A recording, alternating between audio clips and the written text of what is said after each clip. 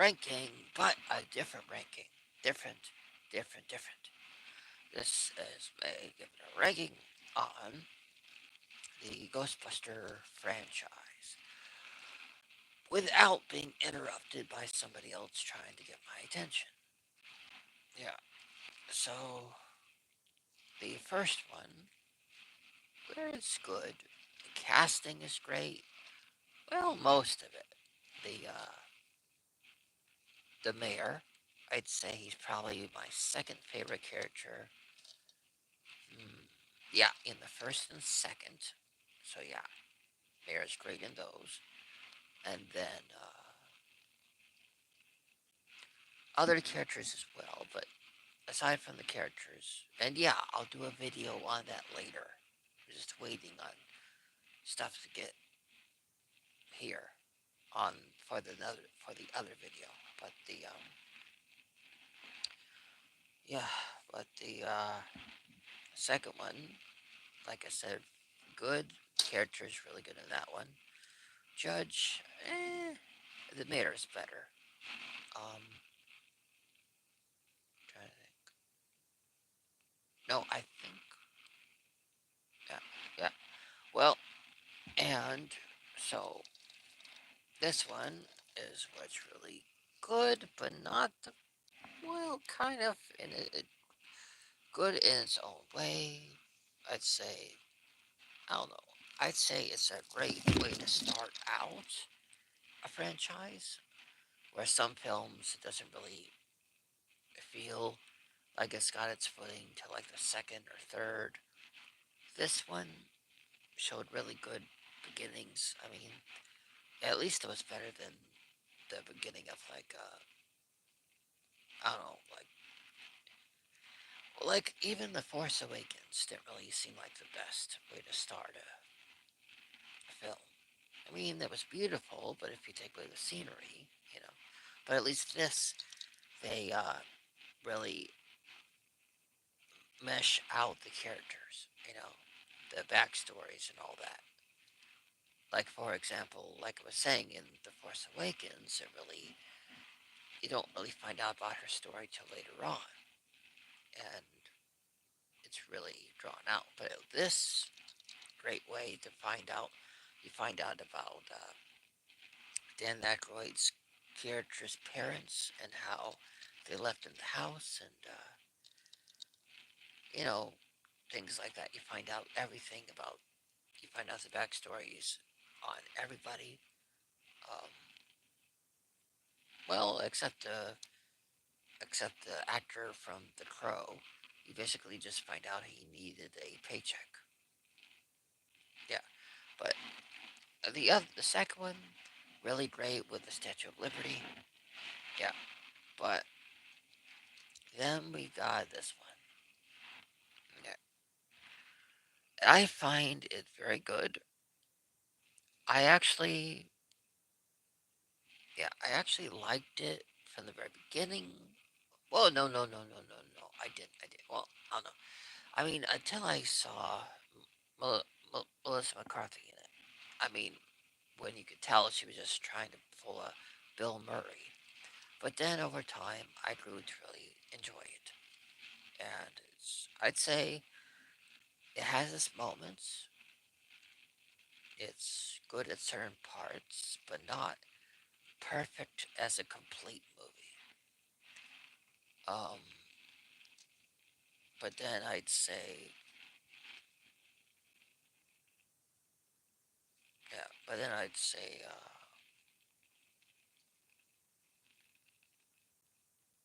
yeah.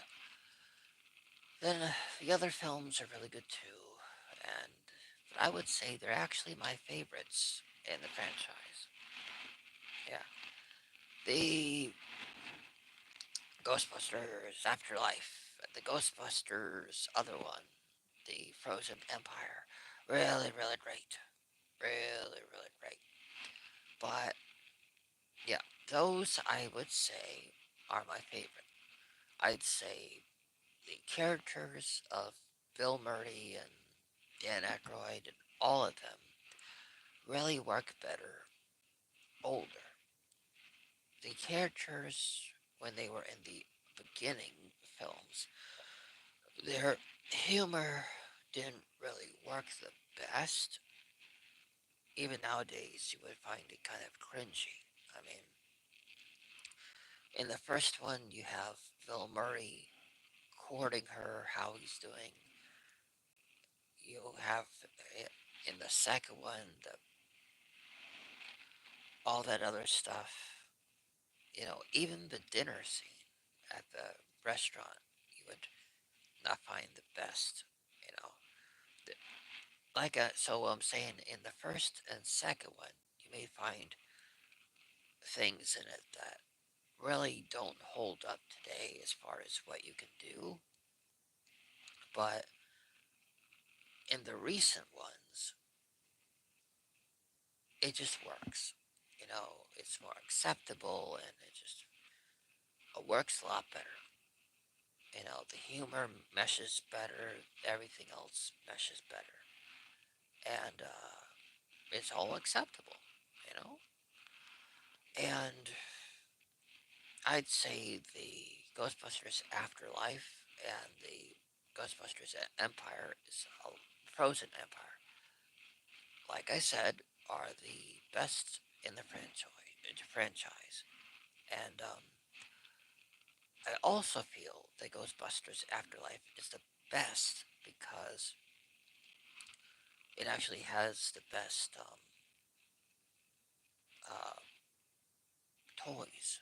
Because the Ghostbusters Afterlife, it spawned a toy line of items like the Ghost Screamer that is supposed to be Ghostbuster tech that was created by Phoebe after the events of Ghostbuster Afterlife.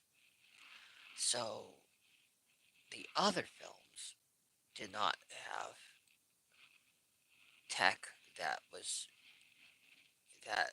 used in a toy line that came out after the film that was supposed to represent uh, products or tech that the characters created after the events of the film. But that is why, or one of the reasons why Ghostbusters Afterlife is so much better than the others. And that is, like I just said, that because it spawned tech that was later used as a toy line. That so uh, so what I'm saying is that it after after that movie, Ghostbusters Afterlife came out, toys were released that were supposed to be a continuation that showed the tech that Phoebe came out with and invented after the events of the film. So I really found that really amazing that they would do that when the only thing previously that I've seen is when they came out with like the Lego and the one for the TV show, the real Ghostbusters, and the other stuff. But I don't know, for a movie to come out with items that you can buy were for that were supposed to show what happens afterward, you know? Kind of like normally we get a post-credit scene, to show us what happens in the future. But with Ghostbuster Afterlife, we got toys to show us what was being created and what was created after the events of Ghostbusters Afterlife.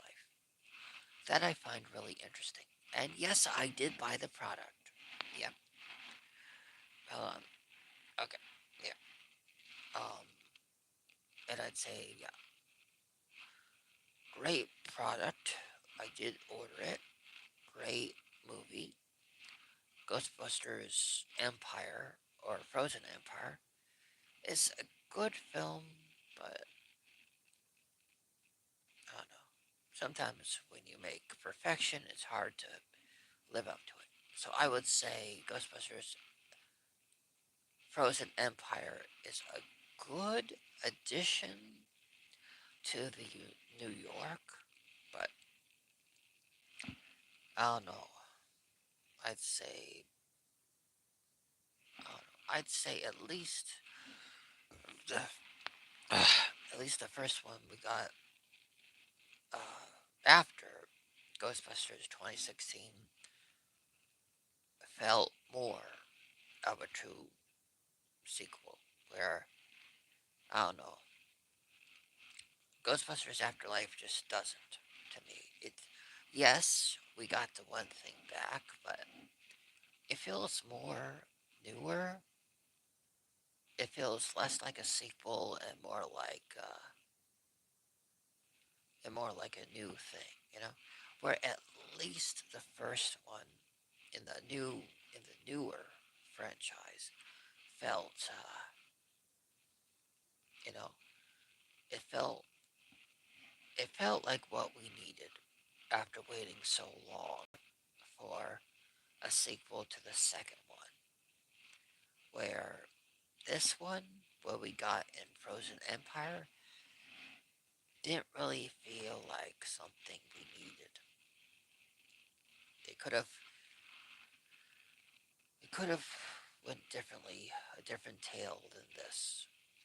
I definitely did not.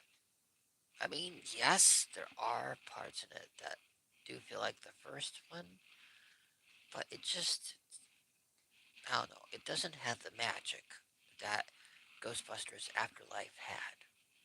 I mean, to go from waiting decades to finally getting what we got. You can't capture that magic again. Finally seeing them back on the screen after all those years. I mean, sometimes getting too much of what you're after is a bad thing. Where I feel we got just the perfect amount in Ghostbusters Afterlife. So, and the tech that came right afterward that showed us the continuation, because the tech that was created, the streamer the streamer uh, that I told you about, that was a product that came out that is a continuation of a tech that Phoebe came out with. So we did not get a book adaptation, or a post credit scene, or a mini movie like Marvel likes to do, like a mini short or something. We actually got actual tech from Phoebe that showed us that she is continuing to make tech.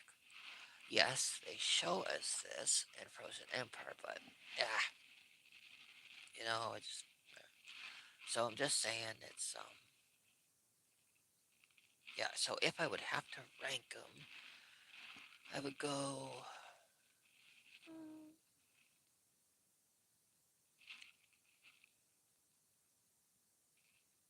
Ghostbusters 1, Ghostbusters 2016, and Ghostbusters Afterlife, and